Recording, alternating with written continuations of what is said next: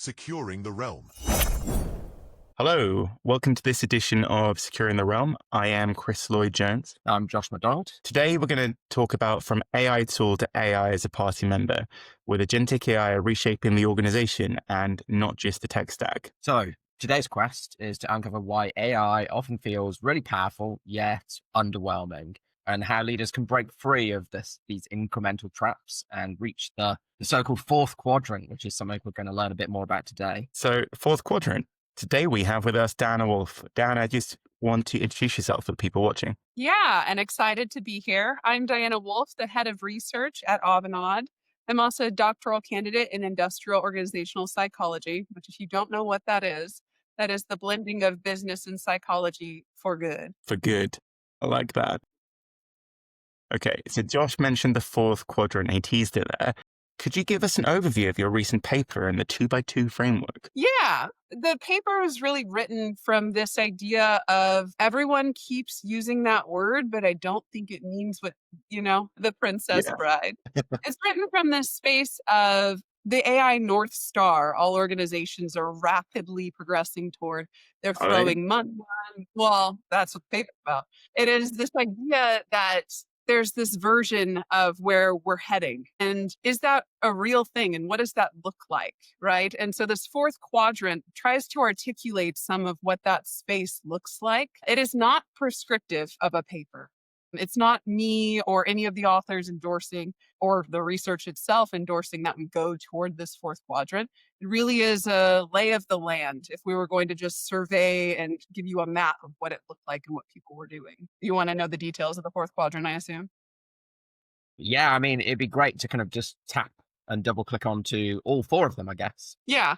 Well, let's build up to that fourth quadrant then, because we've got Right. quite a bit of land to cover before we get there. So the first area, everyone's going to be familiar with this. It's individual augmentation on our axis, right? So it's right here in our lower quadrant. And the individual augmentation is actually a reduction of the human role because we're offloading some of our work and it's not incredibly disruptive or transformative. So it stays here. Individual augmentation, I kind of want to pick y'all's brain on it. It has strengths and weaknesses, right? So we say that individual augmentation has the strength of like helping people move faster, be more productive, right? But then that's a localized and siloed gain that has been a nightmare for organizations to measure. I wanted to just pause and see, what do y'all think about that? You might have seen me flinch there, but when I heard the word productivity. I mean, Okay. from my point of view, I'd say that looking at the kind of framework, there's a good chance of people being able to hop around,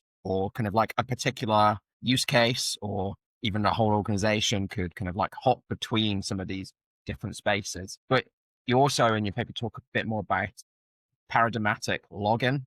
I think I've said that right. Mhm. So do you want to kind of also talk a little bit about that as well and what leaders should be thinking about there? So individual augmentation can lead us to paradigmatic lock-in, which is really just locking into a process that already exists, right? It can be just someone is going to automate their workflow and maybe give some work away to the AI system, but that doesn't mean they've fundamentally transformed the work they're doing. It doesn't mean that they're changing their role. It's just doing part of it faster, right? So maybe it's gathering articles and resources faster. But you're right about the hybridization of strategies that happens. JP Morgan and Chase actually does a really good job of hybrid strategies, and they choose really selectively how they're going to automate. One of the things they do is also process automation, which is when we go and we find an entire workflow and we automate what that looks like, the whole thing. But that brings us back to paradigmatic lock-in because we're just creating an automation of a process that already exists. So I mentioned earlier, I was flinching when you said productivity because I loved productivity gains when tools like Copilot first came out and ChatGPT and Claude, because I could see how it was helping me. But I feel like organizations are only now focusing on productivity and not other ways they might be able to help. And you touched on that when you talked about the various different areas in the framework.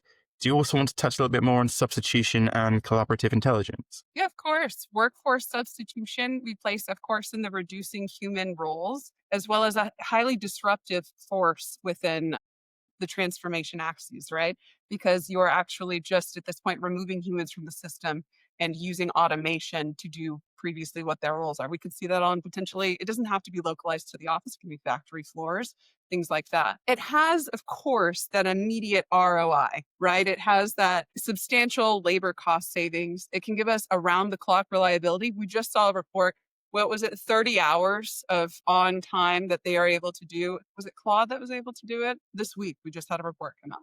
It can also enhance safety if we are removing workers from dangerous environments. There's a time and a place for it, but it does create some of that loss of organizational institutional knowledge. It locks us into our already existing paradigm, and it generates at times cultural resistance, and reputational risk is also there if we're not doing it for the appropriate reasons. And then also, if everyone's going through and automating their workforce, it's kind of a race to the bottom. What's your competitive edge then? Yeah, and there's a lot to touch on there. You also made me think that when you were talking about getting workers out of unsafe situations, that isn't necessarily the new Gen AI, is it, that people are talking about? It's also traditional machine learning, IoT, and other tools. So I guess it sounds like you can't transform with purely LLMs, and there's a lot more to it than that. Yeah. And I like to say that substitution may win you the fiscal quarter, but it could lose you the decade. So now that we've got you here, could you kind of give us a bit of a background of yourself? So you talked about IO psychology. You gave us a bit of an intro as to what that is. So how did your background influence the paper and like influence why you wanted to write about this as well? That's a wonderful question, actually, and kind of a nerve-wracking one, to be honest. My background in IO psychology influenced this paper because I've sat, and then also my work in R&D and innovation.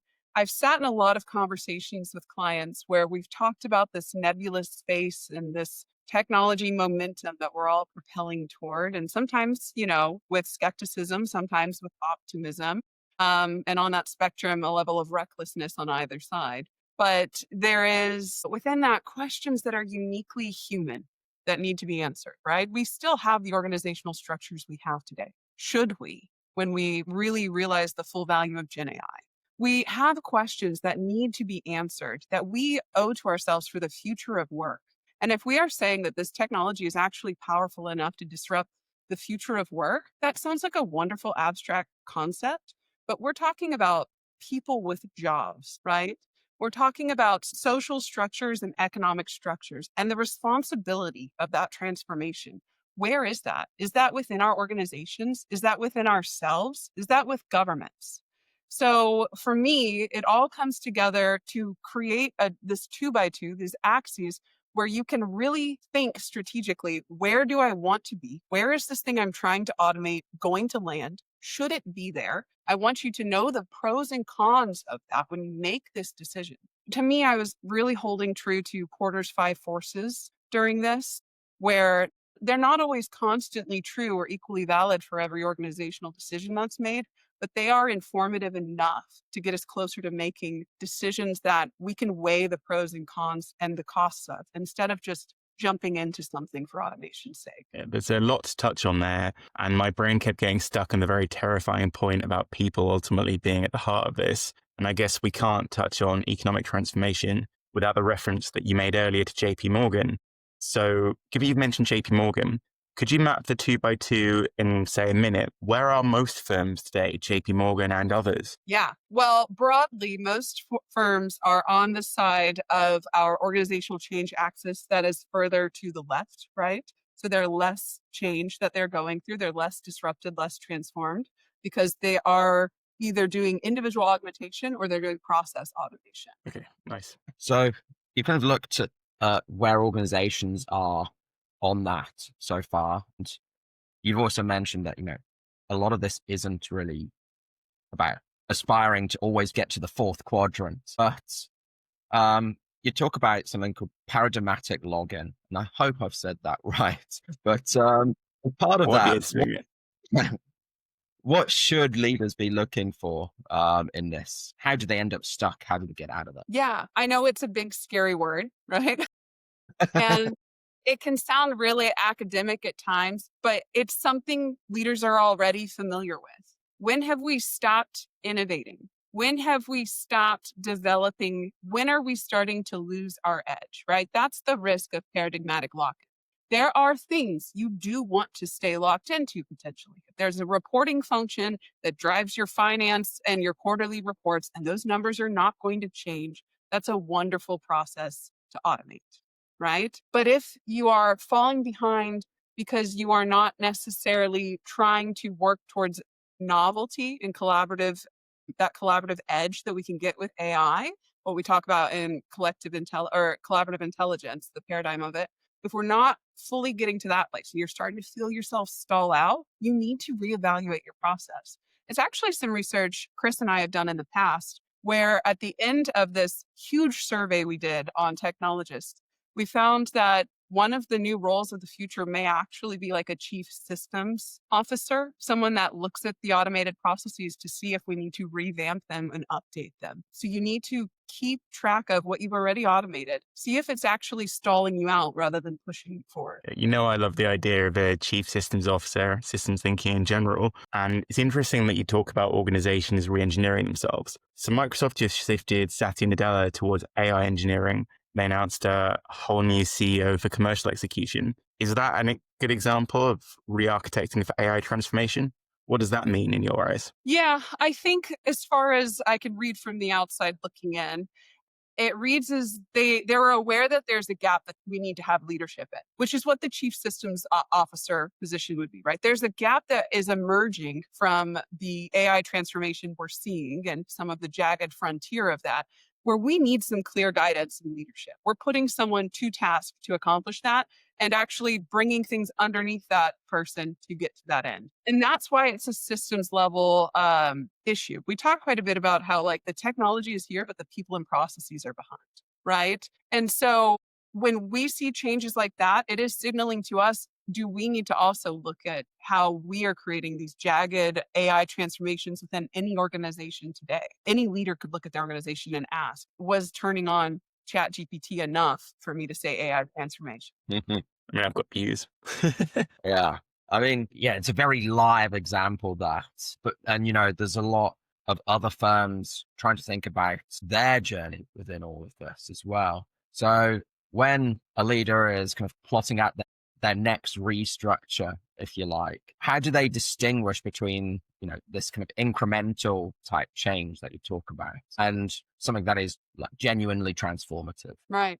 There's a time and a place for incremental change, right? There's a place where you can create stability. And once you have stability, you can then start to go, this is what I have. What can I do next? Right. So that's where we can start to look at where should we be using automation for novelty? Humans can create the brainstorming and the exploration. We can create the context and maybe the environment. And then we can use automation to rapidly scale and investigate what that space could. The art of the possible, we can offload some of the work, right, to get to that place with an organizational transformation. And then, of course, on the other side of the transformation axis is to remove the humans and just automate. Great. I love how you just casually chuck that out there. But we've been using a lot of this terminology interchangeably. We've talked about generative AI. We've talked about earlier on about IoT. We talked about automation. I guess, where does agentic AI truly fit? When do you need agents operating in the background versus the type of co-pilots that we have today where we ask questions? And what guardrails are non-negotiable for agentic AI? Yeah, I have some thoughts about this that go beyond the scope of the paper. So we're talking Great. Wolfe and Go off piste. Go good. So when I think about where agentic AI fits, it's this question between the recent McKinsey paper that came out and the recent Y Combinator. I think it was the Y Combinator presentation that came out. So the McKinsey paper said, agentic AI, digital coworker in your Teams call, part of the team, right?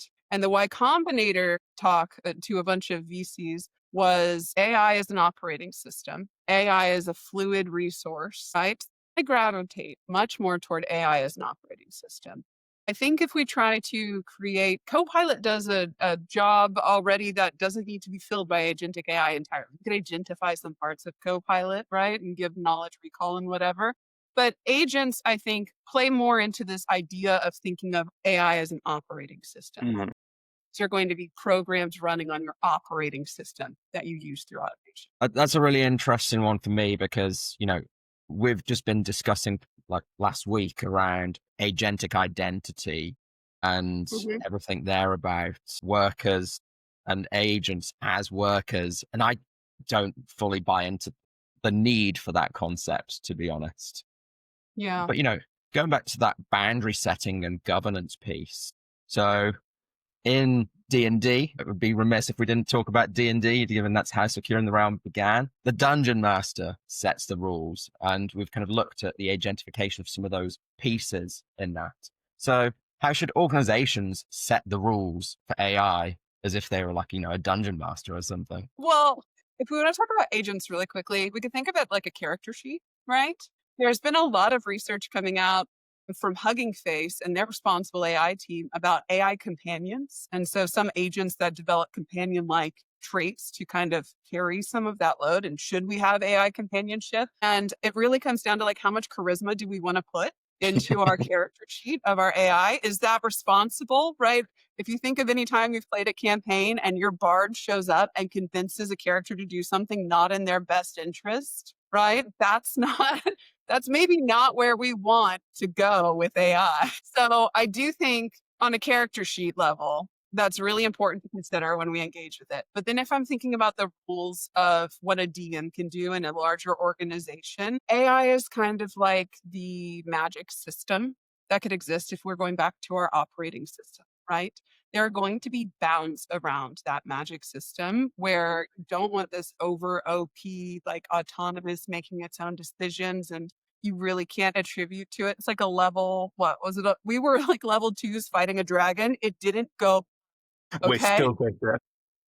Shout out to you, Martin.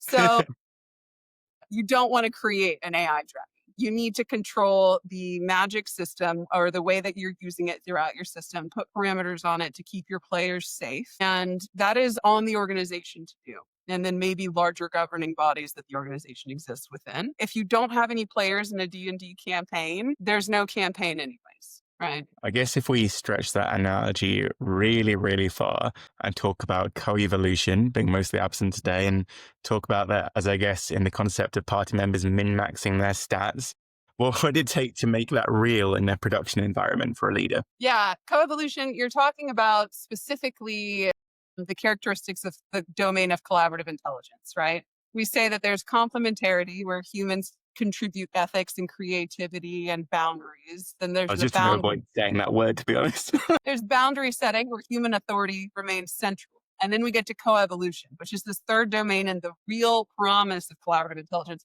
which is where true transformation is requiring this recursive adaptation, right? Humans shape routine, AI evolves, AI reshapes it, the structures humans inhabit are changing, and it's like this.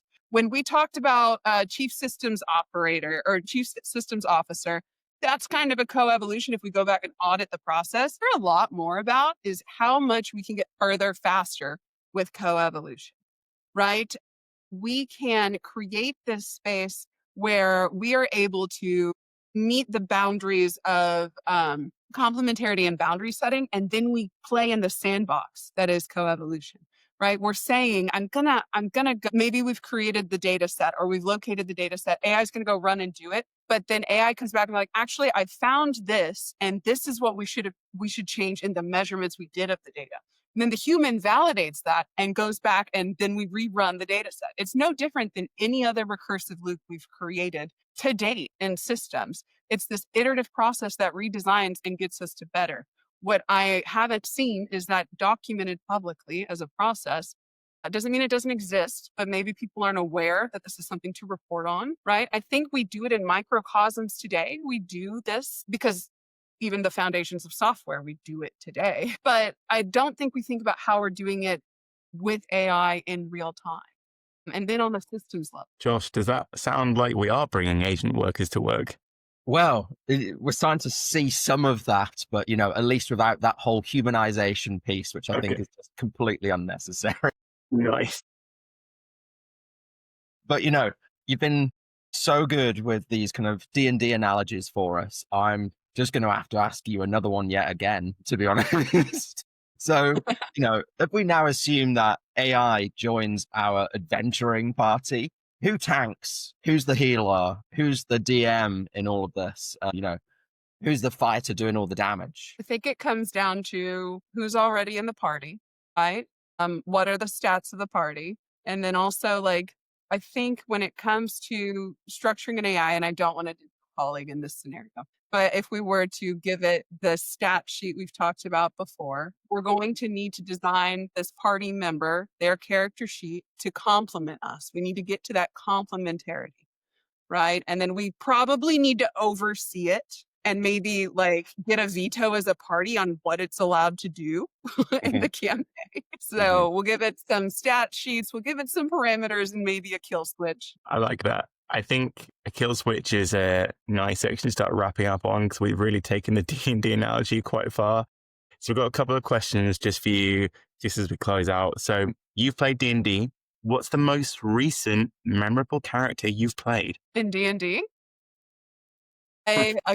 So remember at the beginning of this, I said that my alignment was good. In D&D, it is chaotic through and through. So I played, of course, as a rogue in one campaign, who there was a DM, NPC character flirting with my character, and I took that not well, and actually ended up in an altercation with this person who then died through means that I'm not aware of. It just was a mystery of the campaign. We go and investigate the room that this person occupied at the inn, and one of my party members picks up a book that has been written, and it has poetry about my character and love letters.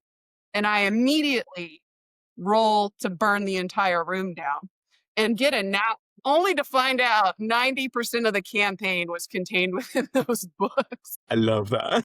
So, yeah. Not going to lie, it feels like, it'd be pretty good podcasting one of your tables, to be honest, just to kind of see and showcase what happens. Yeah. If I was to kind of jump back to, AI, just kind of like fresh vanilla AI, I guess now. Looking forward, what are your hopes for it? In terms of humans and also, the organizational design aspect of it all. Yeah. I know that we've talked a lot of some of the practical, logistical, strategic, and maybe even cynical points of AI. But at the core of this paper and at the core of my beliefs for AI is actually hope for humanity. I think that I found in my research that if we remove some of the noise, we're able to do our best work. And I encourage anyone that is trying to learn AI or trying to optimize with it to lean into curiosity and passion, which are two uniquely human characteristics. And in that, see where AI fits, see where automation fits. And I know I'm talking about individual augmentation, but those of us who live in this world know that once you get to that level of curiosity and passion, then you find ways to make the workflow automated and you kind of progress yourself to collaborative intelligence. Once you understand that in your own context, it gets a lot easier to know how a team can get there, how a department can get there, and how an organization can get there. We're not even doing this podcast, which is a passion project for both of you. It's your area of passion and your area of curiosity. We're not even doing that without AI right now, right? It's going to be edited and produced and cleaned up by an AI service. And that is an entire workflow that both of you would have had to do prior to this. So we're not talking about things that are yet to come. We are talking about things that are here, and we just need to center in the things that have always driven us as people. So it is really a message of hope that we will get to that place and we'll get to a better place after we get through all the noise. I like that example. Yeah. It's a good job that AI post-production is not our secret sauce for doing all that. The beans. But no, that's really good. So like, if I was a leader and I was just sat down today and I was like, right, I'm going to get started on this. How can they start today? Read my paper. Also, and I'm not, just read the paper and think, what have I done in the last year and where does that fall? Did I see the benefits and the limitations of that strategy? When I go forward to do the next thing, should it fall in that quadrant or do I want to push it towards another quadrant? How can I mix these strategies to get optimal outputs? So yeah, read my paper or at least look at the 2x2. I like that. You heard it here. Read the paper. With that, I want to say thank you very much for your time, Dan. Really appreciate having you on. Josh and I will be back very soon. And if you want to read Diana's paper, you can find it on her LinkedIn, below her name there. And you can also find this episode and links out to the papers discussed in this episode at securing.quest. Have a good one. Thanks very much.